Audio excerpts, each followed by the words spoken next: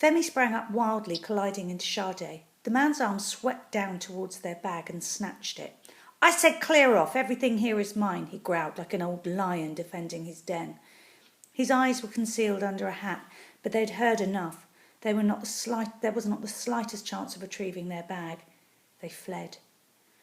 Rucksacks bumping on their backs, they kept running. The man stayed in his alley, but the terror followed them as they ran along a dimly lit parade. They were both panting by the time they reached the only brightly lit shop. It displayed posters of videos and a large sign saying open until 11 p.m.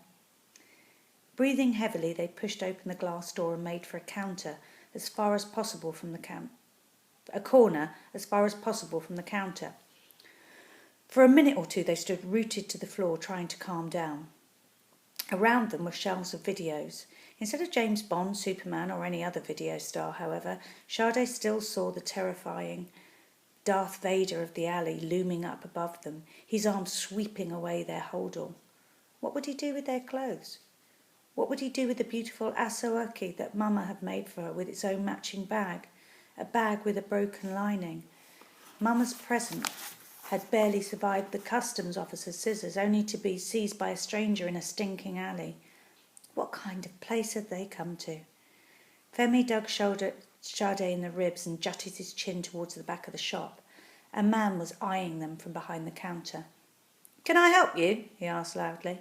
He didn't sound as if he wanted to be helpful. Sade pursed her lips together. What could she say? The kind of help they needed was impossible. Mama would have understood how hopeless it was. She would have summed it up with one of her proverbs. Even a best cooking pot will not produce food by itself. Of course they needed help. "I said, can I help you?" the video man repeated a little more loudly and abruptly. Sade lingered a few seconds before extending her hand to her brother. "Come on, Femi," she murmured, and turned towards the door. But at that moment the door was flung open and 4 boys with dark glasses and woolly hats pulled down low over their foreheads burst inside. Shouting and swearing, they sent video boxes flying off the shelves, then kicked the stands. Sade and Femi cowered back into the corner. The boys ignored them.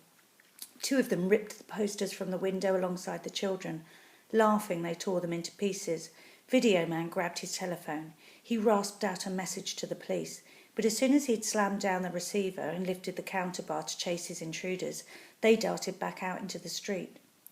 "That'll teach you to mess with our mates," the last one to leave yelled at Video Man. He punched the air as if he'd just scored a goal. Seconds later, a sharp